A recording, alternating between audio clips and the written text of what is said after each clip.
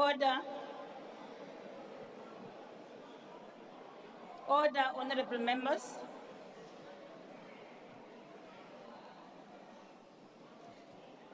The Secretary will read the first to the third orders together.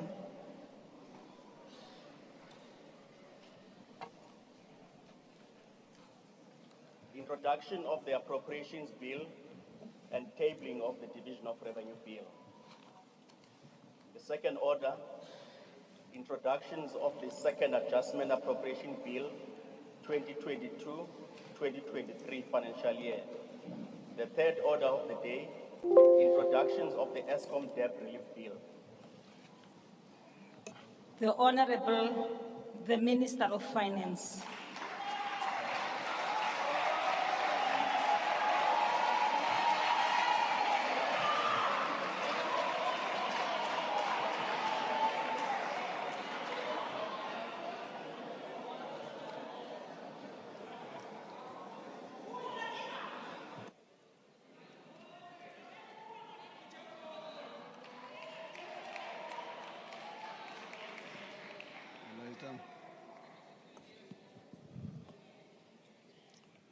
Madam Speaker,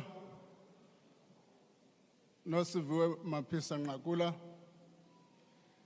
His Excellency President Cyril Ramaphosa, His Excellency the Deputy President Mr. David Mabuza, Cabinet colleagues, members of the Executive Committee for Finance, the Governor of the South African Reserve Bank, the Commissioner of the South African Revenue Services, Deputy President of the governing party, Honorable Mashatile, and leaders of all political parties and fellow South Africans. I'm honored to table the following documents before this House. The 2023 Division of Revenue Bill, the 2023 Appropriation Bill, the estimate of national expenditure, the 2023 budget review, the Second Adjustment Appropriation Bill, the ESCOM debt relief, and this budget speech. We're tabling the 2023 budget in a difficult domestic and global economic environment. The global recovery is slowing. Domestically, load shedding has become more persistent and prolonged, impacting on service delivery and threatening the survival of many businesses. This is compounded by the disruption to freight and logistic networks. Households are under pressure from rising cost of living, and unemployment remains stubbornly high. We are navigating this difficult environment with policies that support faster growth and address fiscal risks. Our pursuit of higher growth remains anchored on three pillars. Firstly, we are ensuring a stable macroeconomic environment to create conducive environment for savings, investment, and growth. Secondly, we are implementing growth-enhancing reforms in key sectors, particularly in energy and transport. And thirdly, we are strengthening the capacity of the state to deliver quality public services, invest in infrastructure, and fight crime and corruption. In this budget, we are allocating additional resources towards these endeavors without compromising the sustainability of public finances. Since 2022 budget, global growth estimates for 2023 have been revised downward. The International Monetary Fund projects global growth to slow from an estimated 3.4% in 2022 to 2.9% in 2023. Global economic risks remain high, including those relating to the ongoing war in Ukraine, and could impede growth if they materialize. The reopening of the Chinese economy however, may offer some reprieve by supporting a stronger rebound in global trade and demand.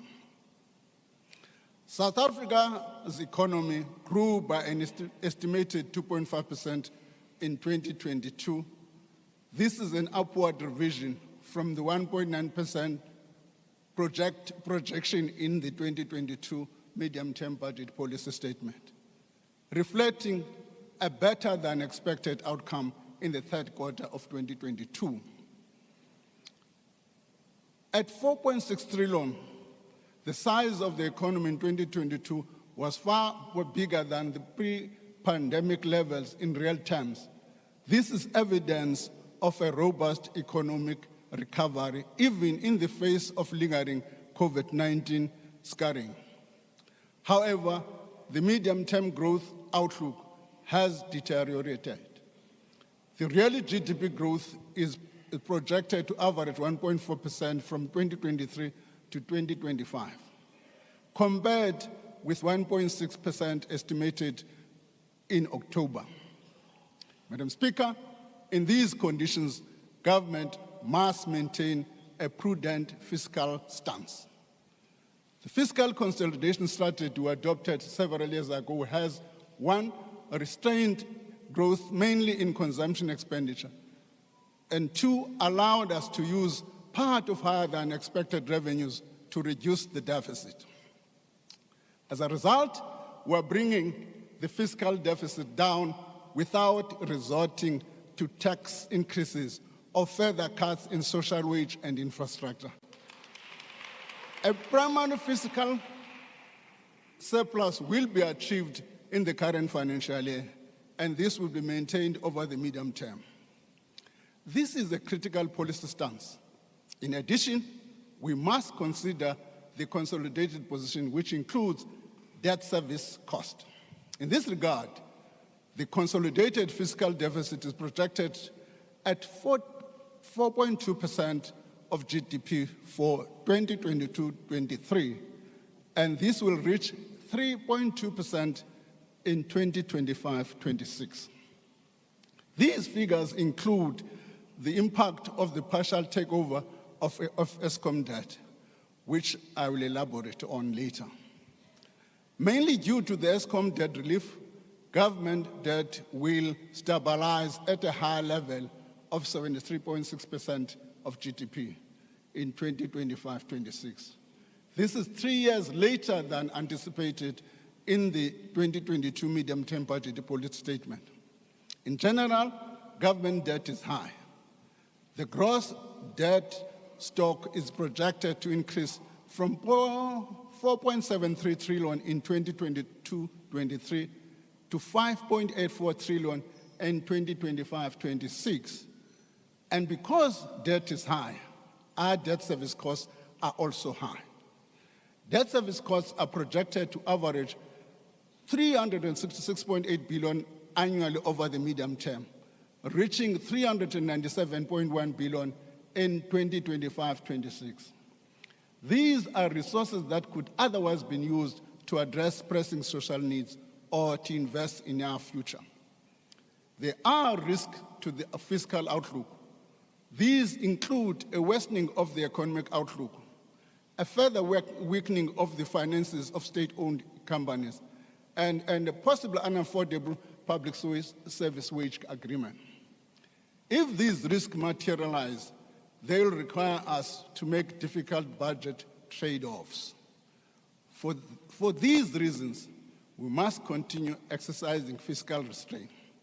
Accordingly, government non-interest spending will be kept below the level of revenue into the future, and will continue targeting the stabilization of debt. Madam Speaker, eradicating poverty, inequality, and unemployment is as urgent, if not more so, as it was at the dawn of our democracy nearly 30 years ago. A growing economy is key to achieve this objective. Implementing growth-enhancing reforms is a crucial element of our growth strategy. To fast-track the implementation of these reforms, we initiated Operation Vulindlela, a joint initiative of the Presidency and National Treasury to accelerate the implementation of structural reforms by fostering collaboration and coordination across the government just over 2 years ago. Since its inception, Operation Vulindlela has made progress in fast-tracking reforms in priority areas of electricity, water, telecommunications, transport, and immigration. In water, the backlog of water license application has been cleared, and new licenses now are being issued within 90 days. Later this year, we will table a law to establish an infrastructure agency to leverage the assets in the water sector for increased investment in water resources infrastructure. In digital communication, we will soon switch off the analog signal and finalize the migration to digital signal. This will unlock the benefits of the spectrum auction and unleash renewed investment in the sector. We are introducing new regulations to enable the accelerated rollout of telecommunications infrastructure. We are clearing the backlog in work visas application and are implementing the recommendations of the Skilled Immigration Review. Despite these gains, the challenges in electricity and logistics threaten to undermine the reform agenda. Madam Speaker, the lack of reliable electricity supply is the biggest economic constraint. Record levels of load shedding were experienced in 2022. I'm told 207 days of load shedding compared to 75 days in 2021. In response, we are acting decisively to bring additional capacity onto the grid. We are also working to transform the electricity sector to achieve energy security in the long term. As part of this, during the medium-term budget policy statement, we announced that the government will take over a portion of Eskom's debt. We are doing this for two reasons.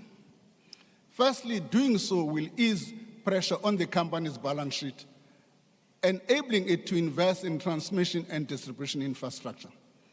It will also allow Eskom to conduct maintenance required to improve the availability of electricity. Secondly, 337 billion of Eskom's debt is already government guaranteed.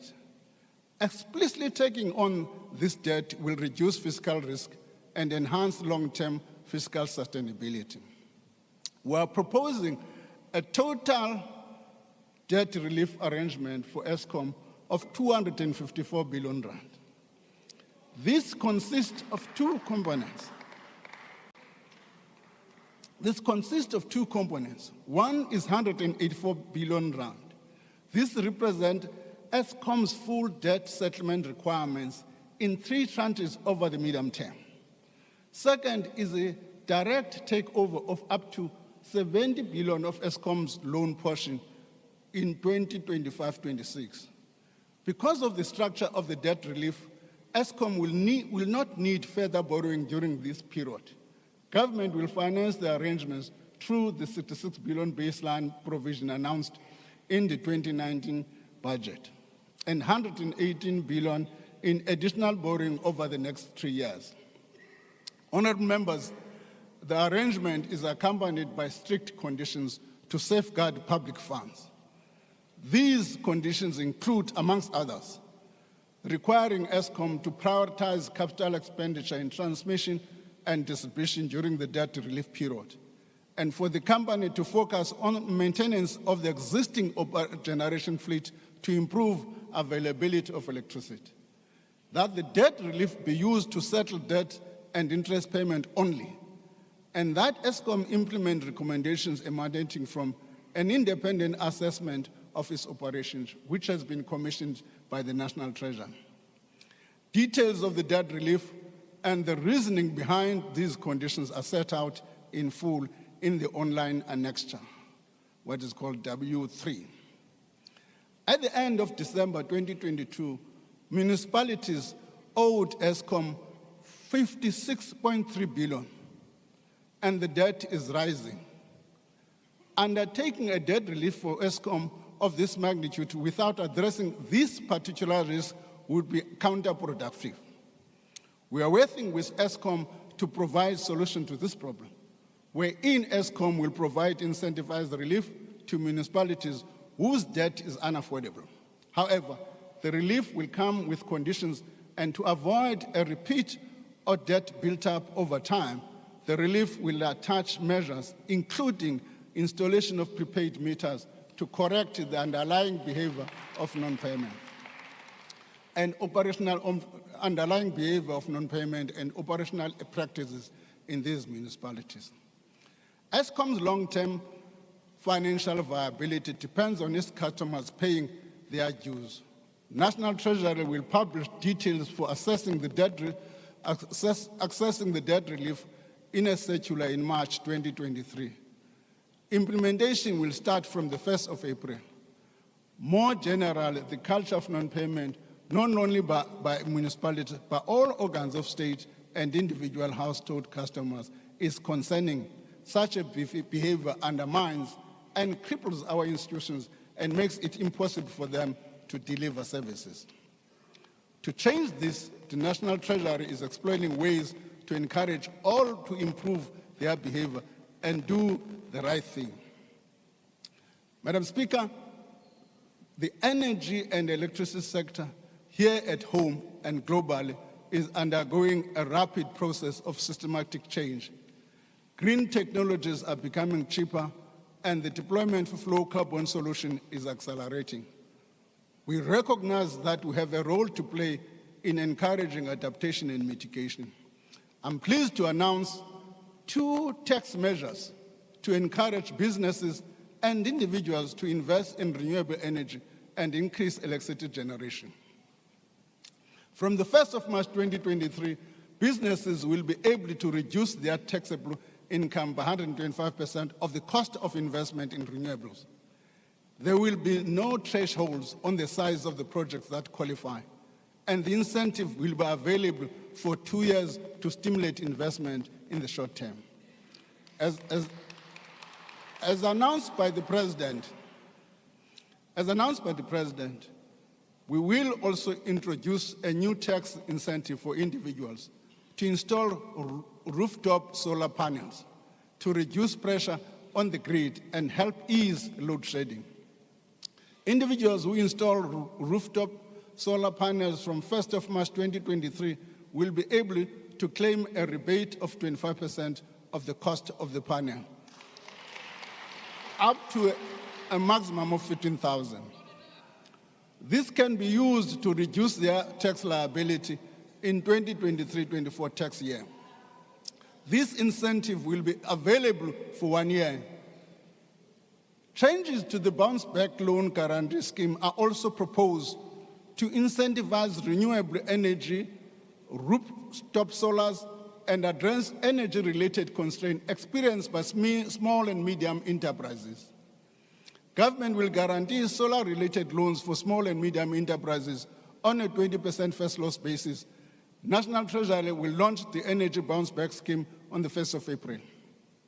More broadly, part of addressing the persistent electricity supply shortage must involve implementing a just transition to low-carbon economy. Climate change poses considerable risks and constraints to sustainable economic growth in South Africa. We are among the most water-scarce countries in the world, and recent events have shown that extreme weather events such as floods, heat waves, and drought are occurring more often, and their intensity is worsening. Our Just Energy Transition Plan addresses these urgent climate changes.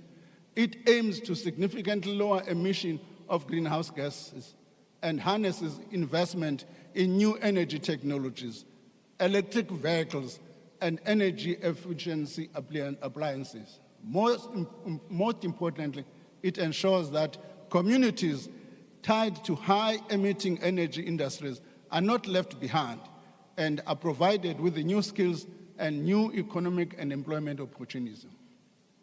Through the Just Energy Transition Investment Plan, launched by the President in 2022 at COP27, the country will make significant investment in our economy over the next 5 years, supported by a coherent industrial policy to enable innovation and economic diversification. International Partners Group of Developed Economies in 21 pledged $8.5 billion to support South Africa's transition. This will go a long way. South Africa, through the role in G20, the IMF and the World Bank, has stressed that developed nations could do more to support the energy transition of developing nations, especially by ensuring that the financial support included a much larger grant funding component. Infrastructure investment lays the foundation for inclusive and sustainable growth. They address supply-side constraints and expand access to basic services. Overall, the public sector is projected to spend 903 billion rand in infrastructure over the medium term. The largest portion of this, around 448 billion, will be spent by state-owned companies, public entities, and through public-private investment partnerships. These spending plans are mostly for strategic projects in the following sectors.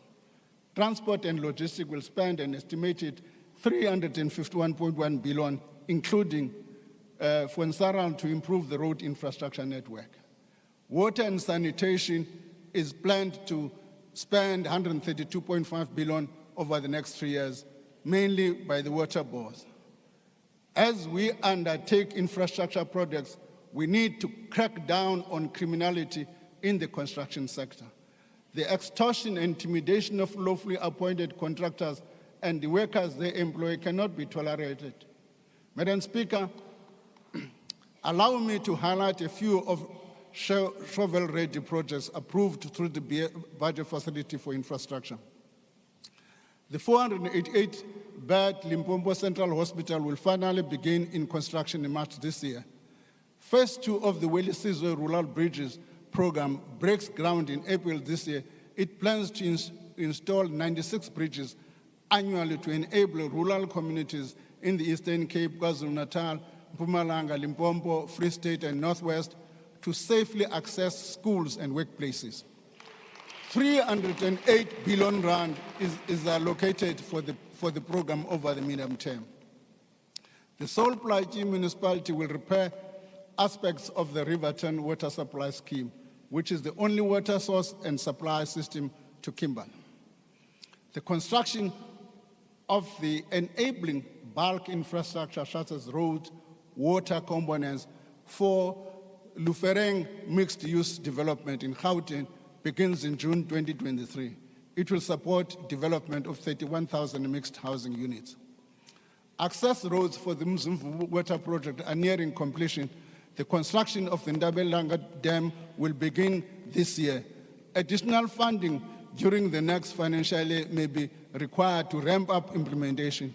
Site establishment for the Kenwelliam Dams project in Western Cape is completed. Early construction works include surface preparations are underway. Our focus is not only on building new infrastructure, but also on maintaining existing infrastructure. We do this to ensure that it lasts long and performs according to the required standard. At the same time, we're looking at initiatives to leverage private sector resources in public infrastructure delivery. This is to strengthen state capacity to expand infrastructure delivery and to catalyze private finances.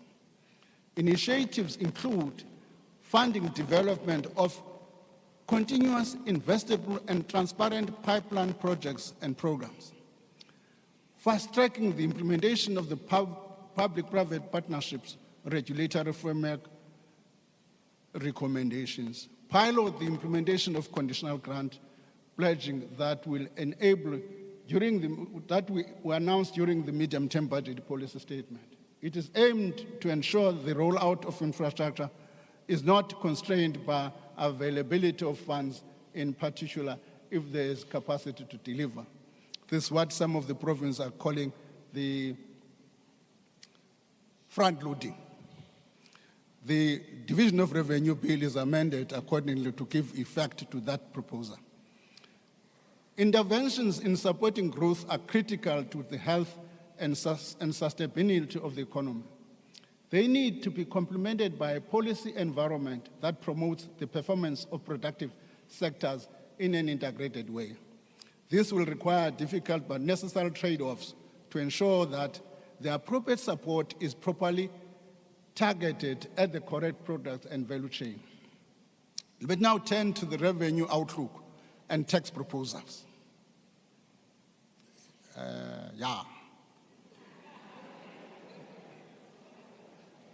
I know that's what gets people worried when I come to this term.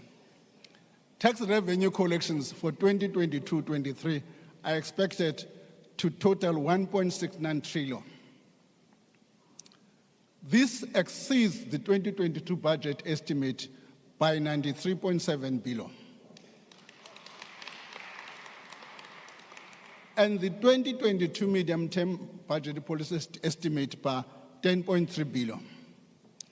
Over the medium-term revenue projections are 6 billion higher than the estimate of the 2022 medium-term budget policy statement. As a result, there are no major tax proposals in this budget.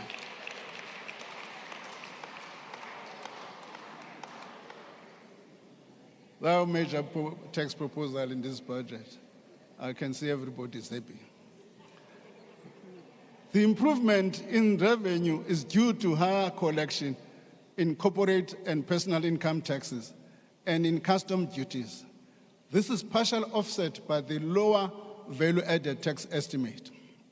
Madam Speaker, our country is reaping the benefits of more efficient and effective tax administration. This formulation is not mine, it's plagiarism.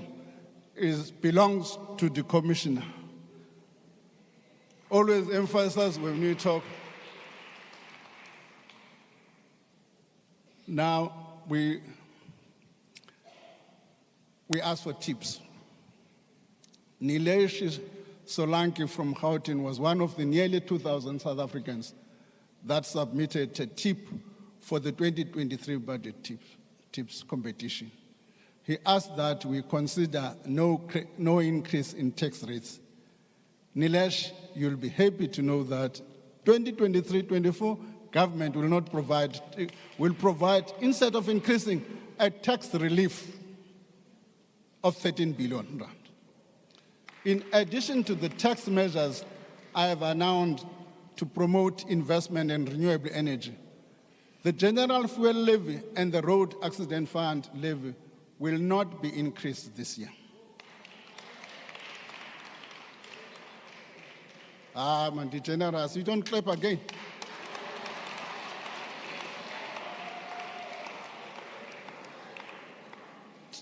To ease the impact on electricity crisis on food prices, the refund on the road accident fund levy for diesel used in manufacturing process, such as for generators, will be extended to manufacturers of foodstuffs.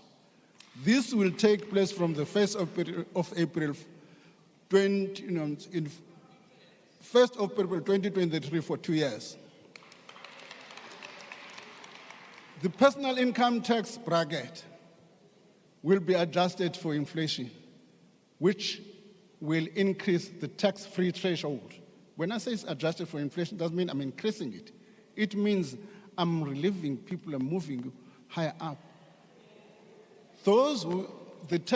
The threshold for tax-free was 95,000. Now I'm increasing it. So even if you are bound 91,000, we are 95,000 now, you start getting taxed.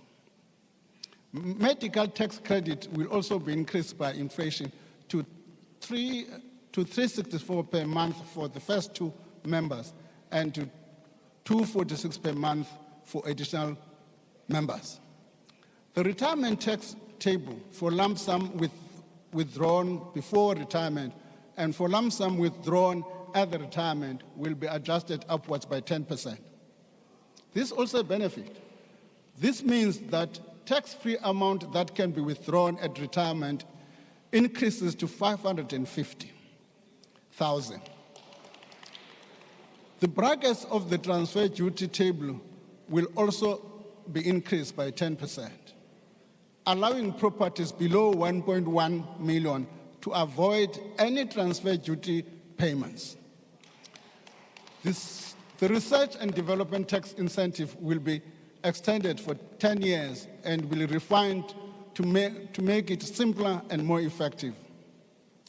The urban development zone tax incentive will also be extended by 2 years to allow for the review of the incentive to be completed.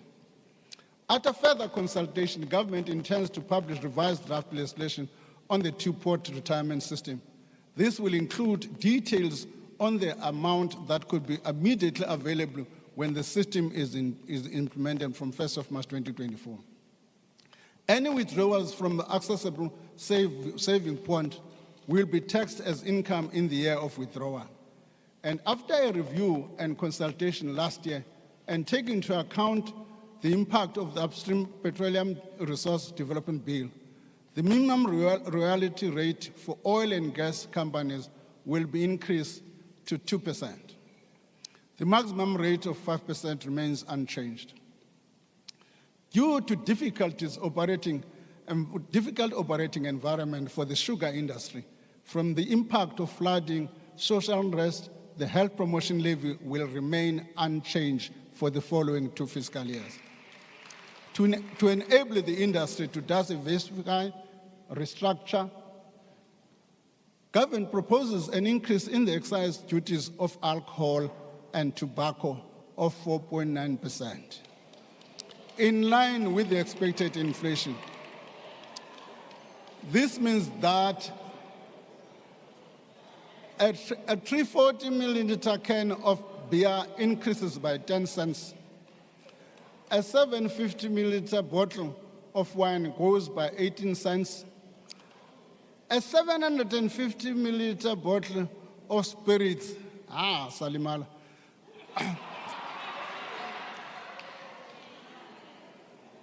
A 750 milliliter bottle of spirit will increase by 3.9.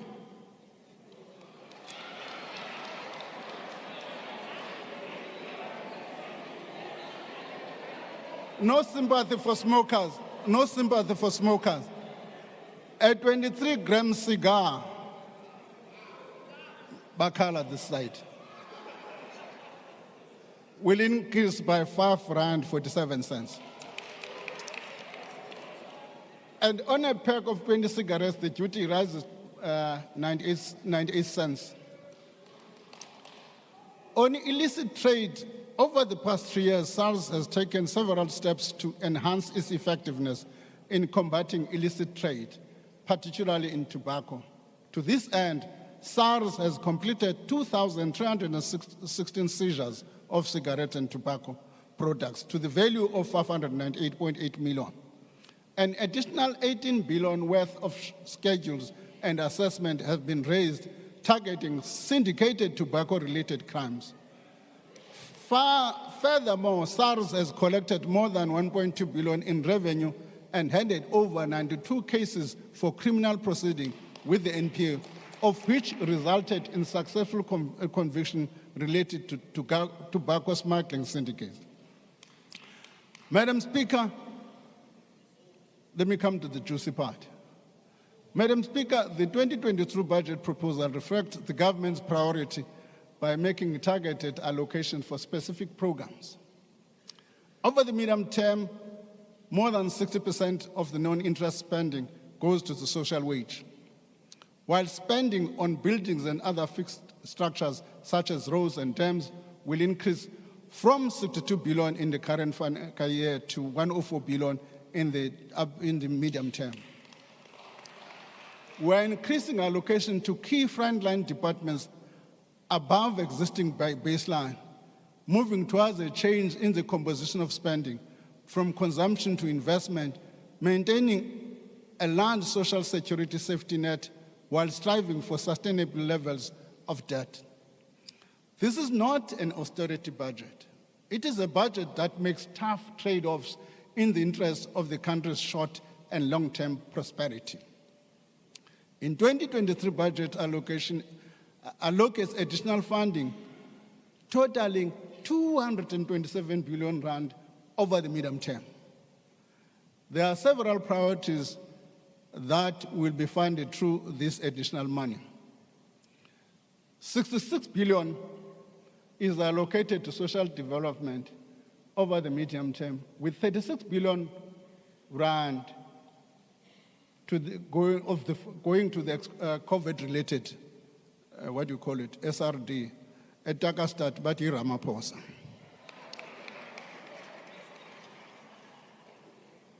R36 billion is for SRD.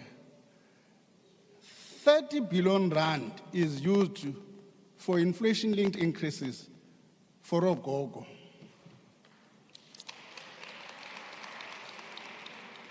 The old age and disability grant increases by 90 rand from the 1st of April, and a further 10 rand by the 1st of October. The result is a total increase to 2,090 by the end of October, what they will be earning. The child support grant rises from 480 to 510 from the 1st of October, while the foster care grant increases from 1,070 to 1,130 over the same period. 23 billion and 22 billion will be allocated to health and basic education, respectively, to cover the shortfall in compensation budgets and to improve services. 8 billion is allocated for basic services through the local government equitable share. We have allocated 14 billion over the medium term to fight crime and corruption, with the following specific allocation. The South African Police Service is allocated 7.8 billion to appoint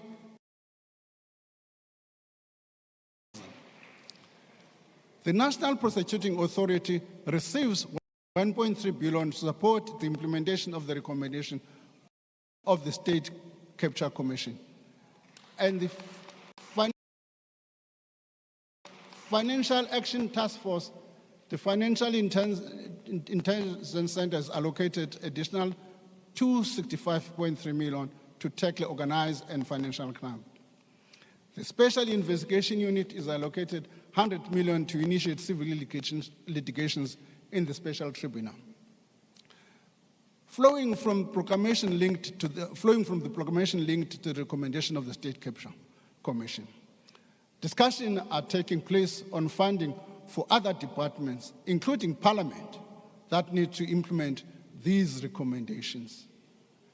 I'm aware that Parliament has also revised this budget that we must take into account is the implementation of the State Capture Agreement. That matter is being looked at.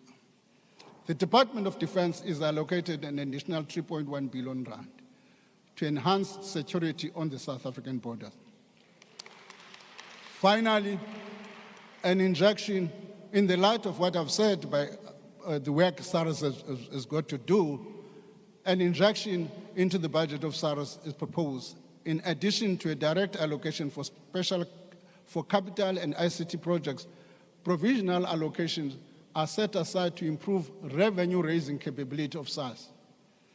I'm also tabling the second adjustment appropriation bill for the 22-23 fiscal year. The bill proposes an allocation of 45.6 billion rand to provide for the carry-through cost of the 2022-23 public service wage increase. 1 billion is allocated to South African Airways to assist the carrier with the business rescue process closure.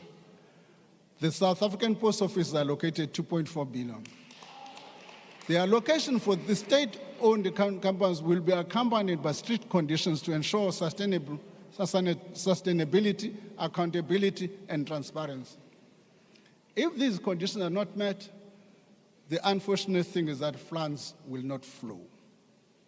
Madam Speaker, the budget provides for carry-through costs, as I've indicated, of the 2022-23 wage increase.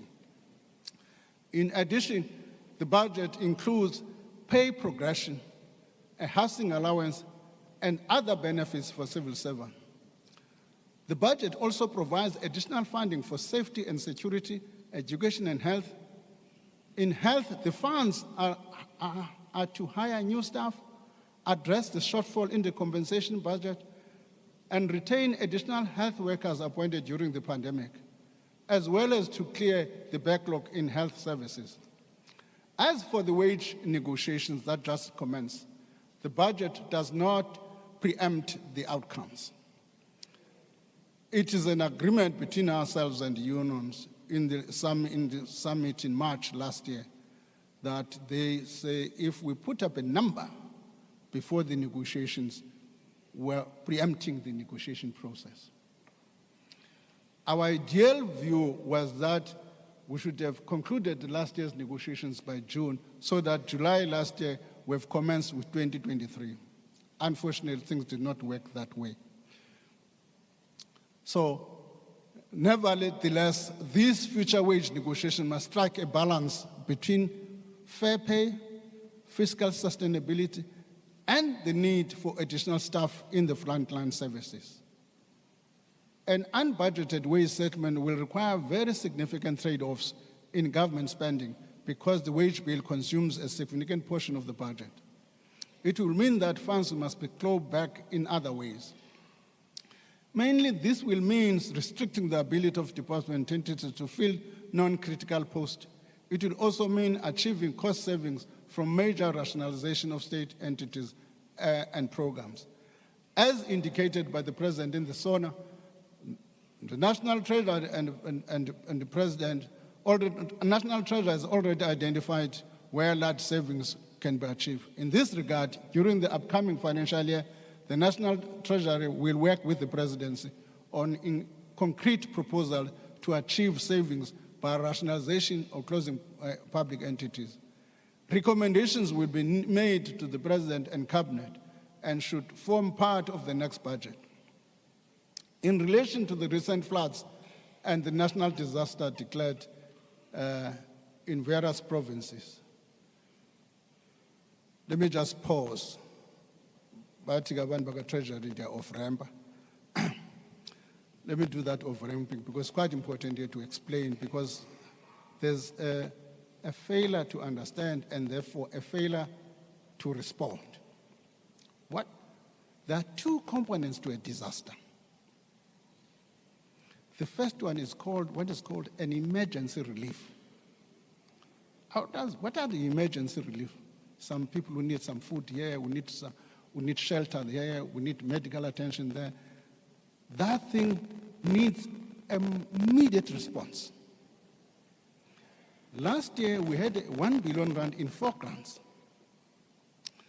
That 1 billion was depleted, but during the adjustment estimate, we replenished that emergency grant, and we now have 695 million in that emergency grant. What that means, the people who are sitting in halls and other things must access this money so that they must get temporary accommodation, must get food, must get injured. That's the first part. The second part of the disaster is what is called recovery and repair. To do that, you need skilled people than myself, more skilled than myself, who can go into a bridge and assess the cost to build that bridge. And then you submit a proper budget, and that is affected into the normal budget process. That's what would appeal to the current provinces which are facing disaster. The money is available for immediate emergency relief. We must work together to make sure that communities are attended with speed. So a further 1 billion will be available next year for emergency relief. The emergency relief, as I've indicated, the emergency response also requires provinces and municipalities to reprioritize existing allocations to cater for immediate needs affecting communities, such as temporary shelter. I've done that, I've made reference. The contingency reserve will also be used to fund emergency responses, including as undertaken by the Defense Force. As it pertains to recovery and repair, I've also explained that, which relates to longer-term rehabilitation that will be factored into the normal budget process. So That is what we appeal should be done. Funding for this rehabilitation will also be done through the normal process. Move.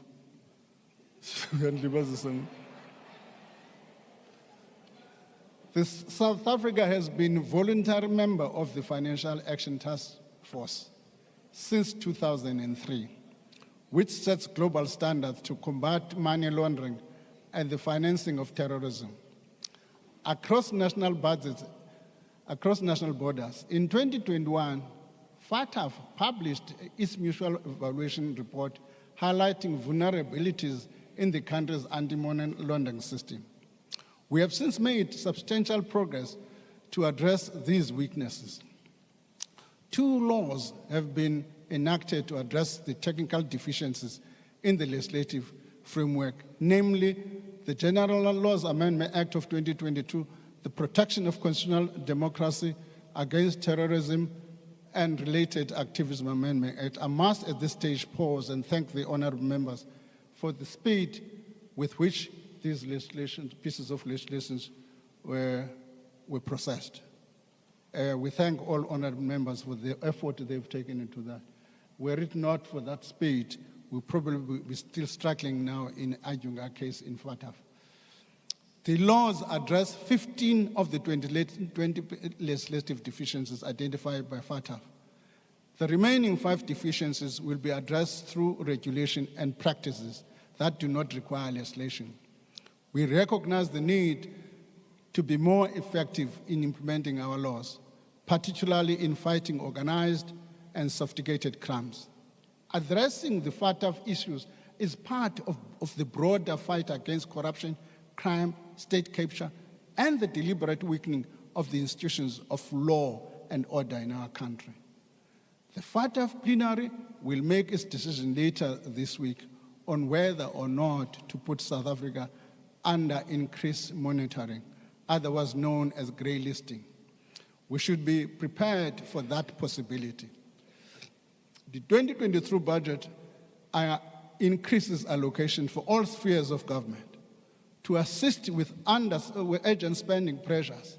Relative to the 2022 budget, direct provincial allocations increased by 92.7 billion to 2.17 trillion over the medium term. The increase consists of 76.9 billion added to the provincial equitable share and 15.8 billion added to the direct conditional grants. Local government allocation will increase by a total of 14.3 billion, made up of 18.1 billion in local government equitable share and 6.2 billion in direct conditional grants. This takes the total direct allocation to local government to 522 billion rand over the same period. These allocations alleviate some of the financial pressures, particularly in health, education, and free basic service, where the cost of providing services are rising. Madam Speaker, our economy is facing significant risk. Uncertainty is on the rise. It requires us to be bold, to do bold things, to put the fear of failure aside and execute the difficult trade-offs needed to get from where we are now to where we want to be in the future.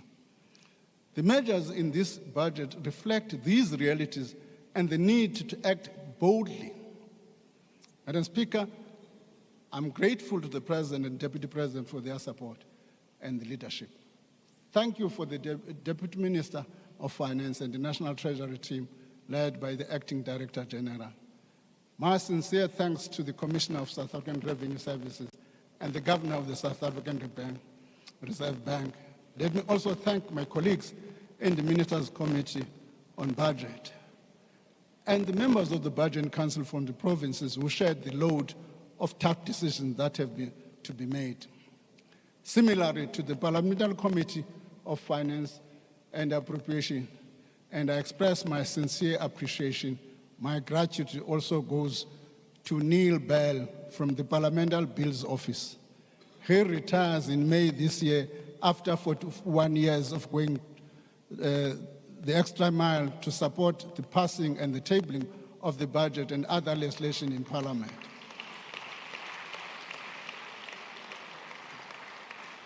Mr. Bell, we say a bells to you, and thousands of public servants who work behind the scenes to keep our country going. Let me thank each of you South Africans for the support. Sashe Yewani, we thank you. Nyazimba. Kumamchal.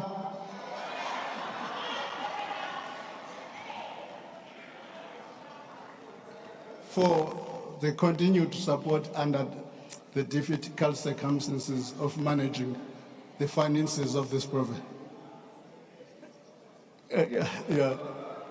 So, thank you very much. That is your budget, Madam Speaker.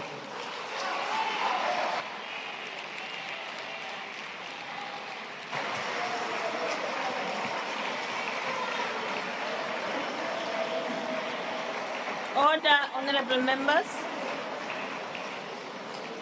I thank the Minister. The papers tabled by the Minister will be referred to the relevant committees. Order.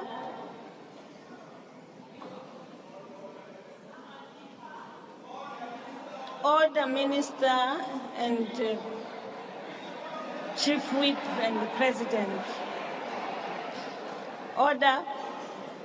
I request members to stand and wait for the chair and the mace to leave the chamber. That concludes the business for the day, and the House is adjourned.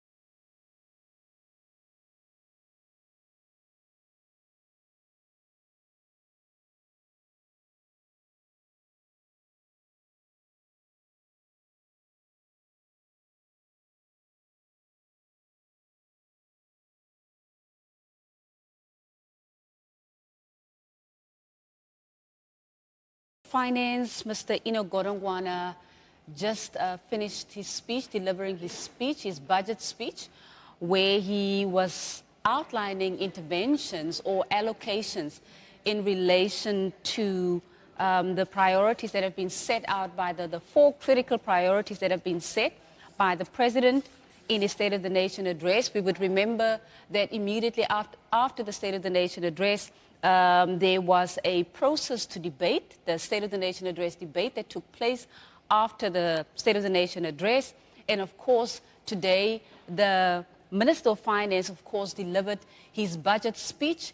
And the budget speech, obviously, it is the instrument that is being used to allocate resources towards the priorities, towards the implementation of the four critical priorities that have been committed to by the state president. And of course, as we know, that the issue of load shedding is at the top of that priority list.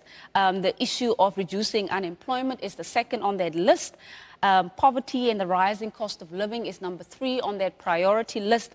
Crime and corruption is the fourth category of priorities for in terms of the commitments for the year ahead. Now, of course, the Minister of Finance delivered his speech, speaking basically outlining the global economic outlook. The Minister of Finance also outlined the local economic outlook in the country, and of course also starting to, put flesh to the whole plan in terms of the budget that has been allocated towards implementing the priorities for the year ahead. And viewers will have to remember that we are literally 14 months away from the next national elections. So basically we have got We've got 14 months left in the current dispensation, but we are now quickly going to cross over to Thembi Nkosi, who is in the process of getting reactions from members of parliament on the budget speech. Over to you. We're crossing over to you, Thembi Nkosi.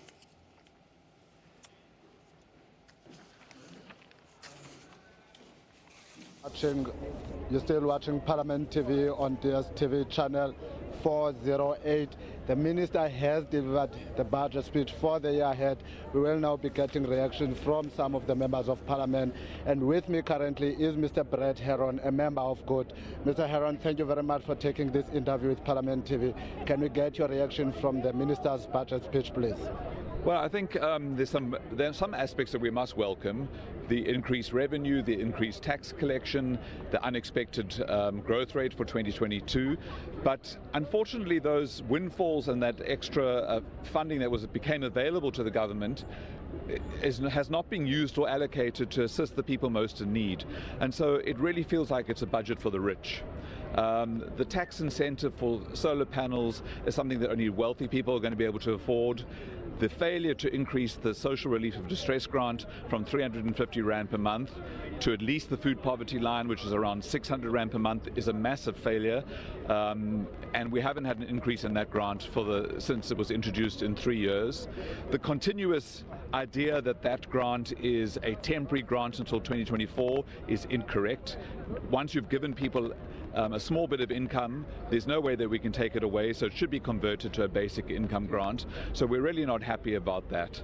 So overall, there's been a failure on the state to address the unexpected windfalls of additional finances to those most in need. Thank you very much, Mr. Heron. We will now try to see if we can get a reaction from the EFF. We can see some of the media houses are here, and we're all waiting for a reaction from the EFF president, Mr. Julius Malema. He is standing here with the deputy president of the EFF, and we are waiting for him to address the media. You just have to bear with us whilst we are waiting for Mr. Malema to address the media. We want to hear what is his reaction to the president's budget speech, to the Minister of Finance budget speech. So we will be now just hearing from him. All the media here after the budget speech, Mr. We are still waiting for Julius Malema to address the media houses, and we are now going to him. As the EFF, we totally reject that budget. We think that it's not aiming at resolving the challenges that we are confronted with, and there is no clear strategy on how they are going to finance the electricity crisis that we are confronted with. The people that they are speaking about that will get tax incentives if they were to install solar panels, it's an elite approach, because majority of our people do not fall into the tax bracket, because the incentives comes in a form of tax relief. And if you are not in the tax bracket, you will not get that type of an intervention. So we are not happy at all, including the social intervention that is being made with the 350s. It cannot be that we always annually celebrate that there's 30 billion or so to be spent on 350. We should be speaking about reducing that amount of money, because so many jobs have been created, and as a result people have been removed from that social relief program. So the EFF think that this government has reached a cul-de-sac. They don't know what to do anymore, and as a result they are just coming up with solutions that are practically impossible to implement. What do you make of the fact that there is another infrastructure body that's going to be appointed to look at infrastructure, yet another layer that has been announced by the minister here this afternoon? Well, you know that every time we come here, it's a place of giving birth to bodies. There's always announcement about this body and that body, which is going to look into this and look into that. So it's not a shock, because the strategy has always been in politics, if you don't have a solution to anything, create some body or some commission to buy yourself time, and with a hope that after you have implemented or you have taken some time, people will have lost interest and you can do as you wish. So it's very unfortunate, because even the infrastructure, the establishment of another body. It's a confirmation that they don't have a clear program and solution on how to resolve infrastructural challenges that are confronting our country. Tax rebates have been announced for businesses and households, and they are saying that this is only going to be tax rebates that will last only for 1 year. Do you think this is going to resolve our energy crisis? Not at all. But remember, he says he's going to give ESCOM some debt relief, and that money that is also taken to ESCOM, it must concentrate on a transmission. And has got nothing to do with the generation of electricity. So if you are going to transmit, you are going to transmit which electricity and produced by what, by who. So you can see that they are hell-bent at destroying generation of ESCOM, so that we depend entirely on individuals and private generators of electricity, because the whole intention has always been to get a generation of electricity given or privatized and then given to their own friends, and they buy it from from their friends to transmit and distribute to our communities. So effectively, when they say the money is here, but you only concentrate on distribution and transmission of such electricity, they are saying to you, you have nothing to do with generation. Leave it in the hands of our friends who are going to generate electricity and sell it to ESCOM, which will transmit and distribute. But everywhere it has been proven that it cannot be that we rely on independent power producers to generate electricity exclusively without the state through ESCOM playing an active role. It's not going to help us.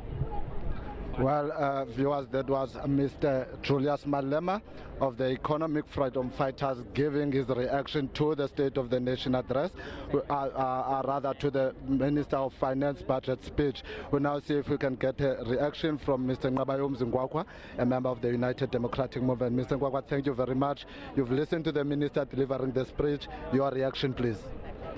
None whatsoever. It's just the confirmation that the country is broke, firstly. Secondly is that unless we adopt a rules-based approach to fiscal policy, especially as it pertains to the public debt, we're going to continue to have a government that plays yo-yo with the public debt. Today it decides to put it 70, tomorrow 80%, without showing any responsibility. Because the issue is we have extended nearly or even more. ESCOM has borrowed more than 400 billion rands from the markets, most of which has been guaranteed by the government, but all the challenges that face ESCOM have not been addressed. And the issue has to do with us failing to address the underlying causes of the problem, which are institutional, structural issues, governance issues. At ESCOM, you have people who don't, the majority of the people who run the show just don't know what to do. They are clueless. They are not even competent. The second issue that has to do is that unless you address those issues, then you can devise bailout packages for ESCOM. The second one has to do with the fact that if you look at SAA, the question is, what are the private equity partners doing if SAA still depends on the taxpayer? Why, if you have not addressed the challenges that face the post office, for example, give them 2.4 billion rands, and all that you give us is that you are going to have stringent conditions. I mean, we've heard that a million times before. But I think we should commend them for one thing, for actually allocating more resources to the National Prosecuting Authority to deal with this question of state capture. But all the other proposals that have to do with renewable energy, the solar panel, those things are for rich people and not poor people. Even if you were to include inverters, those things would only work in contexts where load shedding is 2 hours. But in rural areas, load shedding lasts for as long as a week and sometimes 2 weeks. But it also means that there's nothing that they've put in place in order to try and bail out and assist from a renewable energy perspective small businesses that firstly will not be able to afford these packages, that secondly will not even be able to meet the criteria because they are so informal and government does not actually help them to formalize themselves. Mr. Nkwankwa, thank you very much for talking to Parliament TV.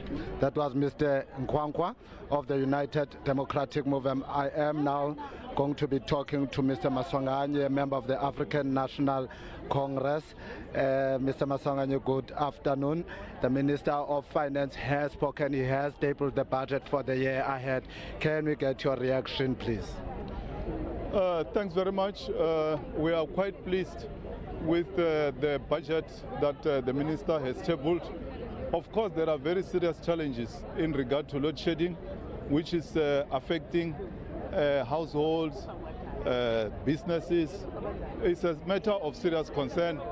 And what we want to say is that ESCOM officials of late are commenting on political issues, and they must desist from getting into the political space and focus on delivering electricity. That is quite very important. The money that the Minister has allocated to ease the debt of ESCOM will go a long way in making sure that they fix the power stations, they buy coal and other logistics. Also, we are quite happy that the budget addresses an increase in education and health, which are very critical for the development of the country. Also, the budget has addressed the issue of infrastructure rollout. Almost 903 billion rand has been allocated to the rollout of infrastructure. And we believe some of these programs will go a long way in addressing the issue of youth unemployment, inequality, and fighting poverty. Mr. Maswanganye, thank you very much for talking to us at Parliament TV. You are welcome. Thank you, viewers. That was Mr. Joe Maswanganye, member of the African National Congress in the National Assembly. We will now get a reaction from Mr. Hope Papu, also a member of Parliament in the a member of Parliament in the National Assembly. Mr. Papu, thank you very much for talking to Parliament TV. The Minister of Finance has tabled the budget for the year ahead. Can you get your reaction, please? Well, I think the Chair of Finance has covered the whole range of issues which I agree with. But overall, we're in difficult times, and there are positives, a number of positives in the budget, particularly the social wage areas, the issues of infrastructure, investments in infrastructure to deal with, to create the counter-cyclical measures to grow the economy. But the economy ultimately has to serve people, has to create economic and job opportunities. So overall, we think that there are positives which can be taken from the budget. What is important is the speed with which to implement those projects and programs, so that whatever the Minister would have said becomes a reality. Mr. Papu, thank you very much for talking to Parliament TV. Thank you very much.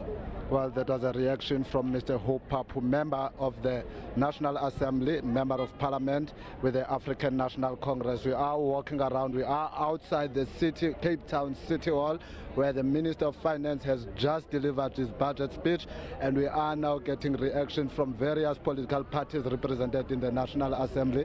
Whilst we are walking around and looking for someone to talk to, we'll quickly take you back to the studio where Sibulelo, my friend, my colleague, is sitting there with Dr. Yanchis. Back to the studio.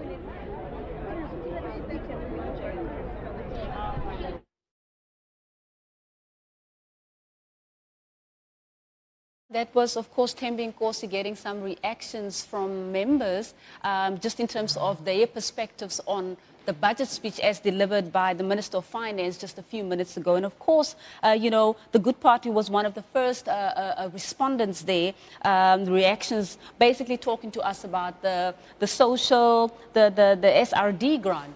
Basically just indicating that, yes, it is important. It's obviously, it's a plus. It's a positive that government is obviously, you know, putting money in place to ensure that there is continued support. But he was basically just saying that the amount has not changed. It's still 350 Rand. And if we're looking at the current state of the economy and where people are right now, 350 is hardly enough. And of course, the EFF completely rejecting the budget, as presented by the Minister of Finance. And basically, the reasons that were given there is that there is no clear strategy in terms of how government is going to address the social and economic issues that are faced by the rest of South Africans. And we also had some reaction from the UDM, and a member of the UDM, Kwankwa, basically saying that the fact that Eskom now is in this debt, more than 400 million of the budget has obviously in terms of commitments to address the debt issues with Eskom. He's saying that it's a major challenge,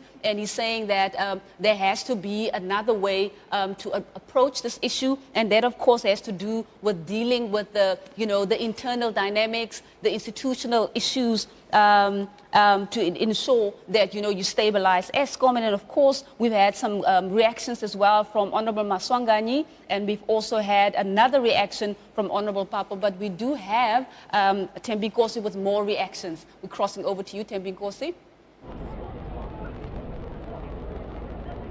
We are still taking reactions from the members of parliament, and we are standing outside the Cape Town City Hall. And with me now is Mr. Imam Sheikh. Good afternoon, sir. Thank you very much for talking to Parliament TV. Can we get your reaction from the minister's budget speech, please? Good afternoon to you and all our listeners. Well, first of all, I think we have mixed feelings about it. First of all, let us welcome the fact that there's no increase in personal income tax. However, we believe as the National Freedom Party, I think it could have given more relief to personal income taxpayers in the country, given the fact that we've had a windfall with commodity prices and more revenue than we expected or anticipated. If you gave more back to the personal income taxpayers, I think there'll be more money to spend, more money in circulation, which will boost economic growth. The disappointing thing is that a lot more money is now going to have to be allocated to state-owned entities, and exactly when is it going to stop? 264 billion to Eskom alone, 1 billion rand to SAA. Minister said to us 2 days ago, SAA is no longer insolvent. But how long more must taxpayers bear the brunt of failures and weaknesses by government in putting in members on these boards through cadre deployment and things that are failing the country? So that's the other problem that we tend to have in terms of the infrastructure, and a lot of money is being allocated to infrastructure in the country. What we fail to do time and time again is to implement these projects. Now, when you're borrowing money for infrastructure projects, okay, you are paying interest on it. You can look at our debt service costs, what it's going up to. It's going to go up to 400 billion in the medium term, and 5.8, almost 6 trillion rand in debt. Are we not reaching a fiscal cliff? Is there not going to come a time when South Africa is going to lose its sovereignty because we're not going to be able to pay our debt? So these are some of our concerns. Nothing was said about job creation, particularly in the youth sector, where it's sitting at 70% at this point. And I would have expected him to say, put in more incentives for local manufacturers and things like that. You can see the unions are putting a lot of pressure. Money is being set aside for public service wage bills.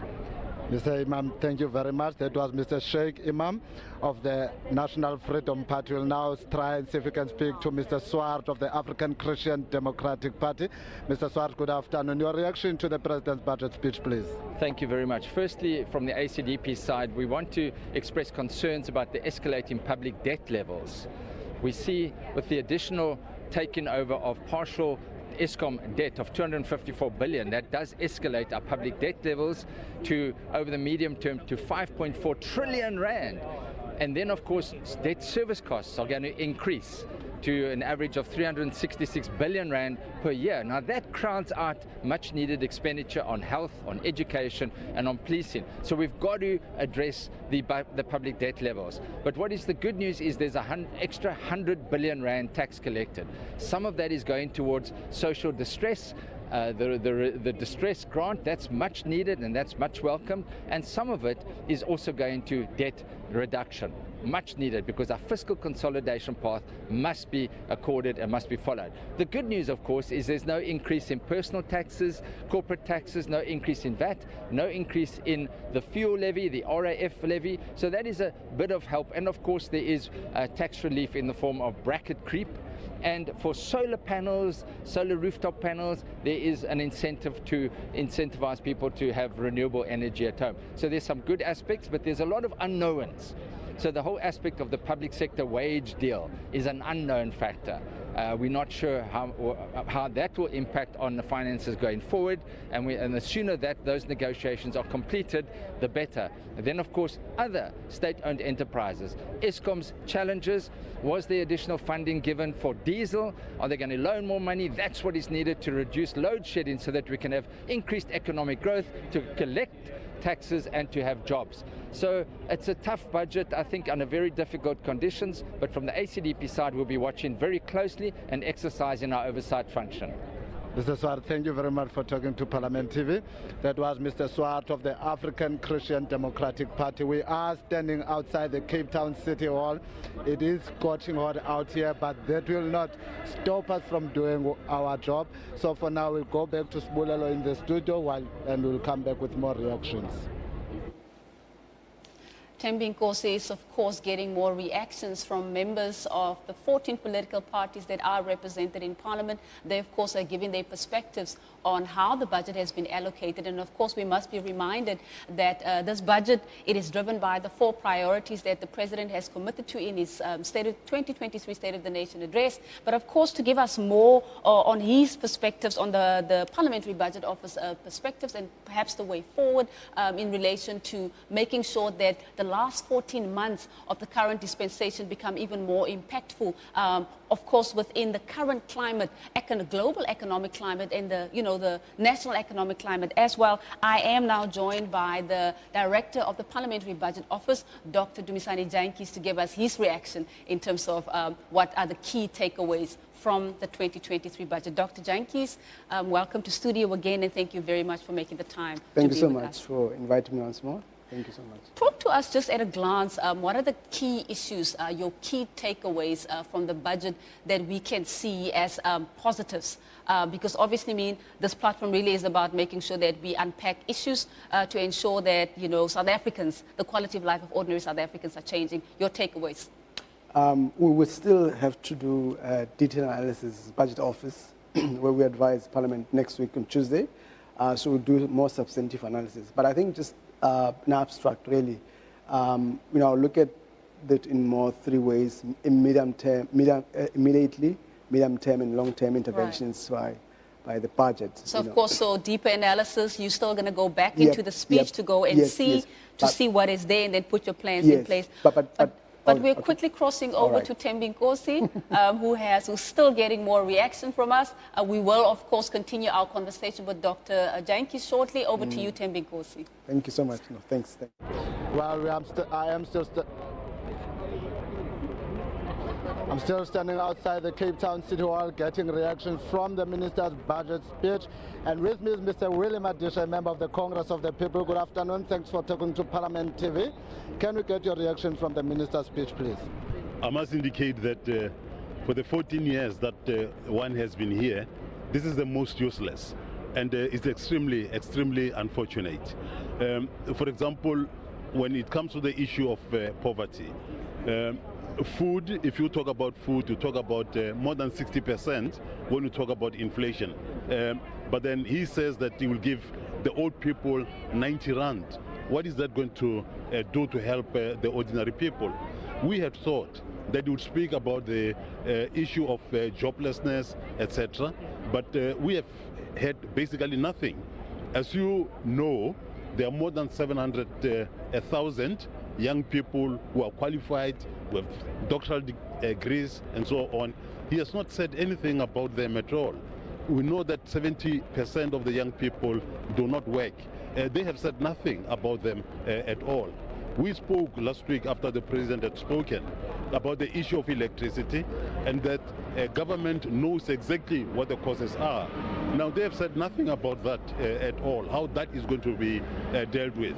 We spoke again last week about the fact that government had spent wrongly about 1.4 trillion rand insofar as the issue of electricity is concerned. He has said nothing about that at all. Now, I therefore can conclude that this was an extremely useless budget speech. Thank you very much, Mr. Madisha. We'll now be moving to Mr. Peter Groenewald of the Freedom Front Plus. Afternoon, the Minister of Finance has spoken. He has outlined the government's allocation for the year ahead. Your interaction, please. Your reaction, please. Well, firstly, we must not be misled. South Africa is in deep trouble. And the reason I say that, if you look at the government debt over the medium term ahead, it is going to increase, according to the minister, up to 5.84 trillion rands. The service debt alone is 366 billion annually. It's not sustainable. And yes, if we look at Eskom, for instance, then we had no option but to ensure that we keep it alive and save it. But in the end, it is taxpayers' money. And the Freedom Front Plus has said on many occasions, state-owned enterprises must be privatized. We're going to pour 2.4 billion rand in the post office, which is in the process of liquidation. So taxpayers' money is used to save a bankrupt institution. Therefore, we say we cannot continue like that. If we go, for instance, to solar panels, we welcome the fact that there will be a relief for individuals that switch over to roof and solar panels and everything. But it is only 25% or maximum to 15,000 rand. Now, a simple solar system will cost you more than 100,000 rand. So you will get 15,000 rand. But what about all the individuals who have already switched over to solar panels in the previous financial year? We should have ensured that there's also an incentive to those people who already contributed to try to save energy from Eskom. Thank you very much, Mr. Groenewald. We'll now see if we can talk to the Minister of Human Settlements, Minister Mamoloko Kupai. Minister, the Minister of Finance has tabled the annual plans, the financial plan for the year is done, his budget allocations. Can we get your reaction, please? Look, it has been quite a good budget, balanced in terms of pro-growth. You look at the infrastructure, we fall there as human settlements. You would have made examples of Lufering as part of the projects. But also, you know, you look at the pressures in terms of households having to have something to put on the table. That's why the SRD and the support in terms of finances, in terms of the grants, it tells you that immediately we understand as government that there's pressures and people are needing to survive, and that's why the grants are extended. But there is a long-term plan in terms of economic growth and job creation, and that's why the balance in terms of infrastructure, but more around securing of the economy, dealing with the issues around what are crimes and corruption, putting money and ensuring that in the law enforcement there is capacity that is built, there's allocation of resources. So I am happy about what we do. He spoke to the disasters as well. We are affected by a lot of disasters and having to place people, and he was literally explaining in detail how we respond and the nature, and we have gone as human settlements to the National Treasury to request to centralize so that we can be able to respond urgently and quicker, and that they have been able to agree with us in terms of the response for the disasters. Minister, thank you very much, and we wish you all the best for the year ahead. Thank you very much. I really appreciate it. That was Minister Mamoloko Kupai, the Minister for Human Settlements. We'll continue taking reactions from outside the City Hall, but for now we'll go back to Sibulelo in the studio. That was, of course, Thembi Nkosi getting the reactions from members of Parliament of all political parties that are represented in Parliament, in the National Assembly, and of course, members just giving their reactions. Very divergent views. We've heard as well members of in fact, the leader of the EFF, president of the EFF, saying that this budget does not respond to the issues. But of course, I mean, we know that globally, we find ourselves in a situation, Dr. Jantjies, where economic growth has slowed down globally, and that also has had an impact on the national economy. Sure. So talk to us if we have to contextualize it, because we have to look at this budget within the broader context. Sure. Yes, we know that we've got a lot of challenges as a country that we are facing, socioeconomic challenges, and we also cannot undermine the fact that the COVID pandemic has had a profound impact on South Africa's economy and the global economy as well. Sure. So talk to us about, you know, just creating a broader context so that there's a clear understanding of why we find ourselves, some of the underlying reasons why we find ourselves, you know, with the current state of the economy and the current kind of like, you know, financial, public, what do you call it? Public finance. Yes. Yes. No, thank you so much, Doc. I think you're right. I think in our macroeconomic analysis earlier on, we did say that there are, you know, as the Minister said, there are global issues that has really led to economies globally not working. But I think they are sort of in two parts. You know, the areas where the governments globally might have, you know, contributed to that, and there are areas where government had no control over. For example, when we look at the issue of COVID-19, for example, you know, that's beyond anybody, you know, and it really affected the global economy, supply chains, and quite shut down the global economy and also our countries. And that really, we're still suffering such effects globally and domestically. The issue of geopolitical dynamics with Russia and Ukraine, which came into place, which has somehow led to high inflation, high prices, some oil and all of that. But I think one of the things that we've been debating a lot in literature, but also within the practice, is around the role that the monetary authority has played over time, particularly in relation to fighting inflation. I think there's a general consensus that monetary authorities have applied themselves too much, in a way, by raising too much interest rates, which has somehow led to subduing the economy themselves, which has led to you know, holding back the economy from growing in particular. I think why I say it's contested a lot is because when you think about what really has led to some of the inflation, there's a clear evidence that shows that there are players in the markets that have played the system, increased prices unjustifiably so, pushing inflation high. As a result, when the monetary authorities came in to try to tame the inflation by increasing interest rate, has unfairly or unintendedly badly impacted the economy. And we have seen such experience in South Africa as well, that one of the reasons why we have a dim outlook of economic growth over time is precisely that we've deliberately hit our economy that it shouldn't grow, with the perception that it's overheating, which is not really, because there hasn't been much production, just that there's been high escalation of prices by a lot of industries, which that should have also been dealt with by regulatory authority in that regard. So there's that challenges that we see. Indeed. So if we look at realistically at the interventions as announced by the Minister of Finance in relation to reactivating the economy and the support measures, and obviously the resources that will go towards that, what are the key sectors that we can expect, you know, to actually have, you know, the way we can start to see greater impact in terms of economic activity? Look, I think, as I said earlier on, I'm quite careful because I need to have a look at it in detail as particular. But I think the sectors that I see that the allocation towards economic development sector, community development has also increased quite a bit. But I think the issue is to see how much has that been a lot about investing in small, you know, I have said that a lot, supporting small, medium enterprises, because you've seen many of them have closed as a result of lack of energy security. So I guess the intervention around energy security will really filter towards other sectors, quite importantly, particularly when you look at small and medium enterprises. So I hope there will be a lot of role there. We'll look at it in our analysis, whether has there been enough thinking around medium-term and long-term growth, and where will the growth come from, and what will be the role of government in that regard. So I think that's how we'll look at in broadly in our presentation next week. Talking about growth, and the Minister made an indication there that we've seen some growth in the last financial year of what is it, about 2%, 2.5%.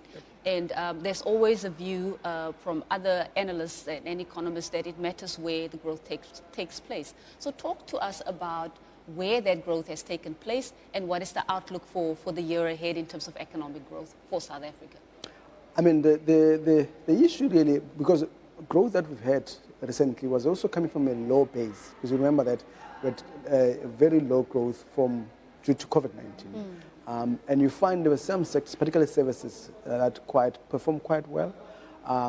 But I think the issue of where growth comes is a very important role, really, because whether growth comes from productive sector of the economy, because our analysis really around microeconomic, but also looking at industrial policy, we often emphasize the importance of growth being driven by more your secondary sectors, your manufacturing, groups, all those sectors being more driving growth rather than services.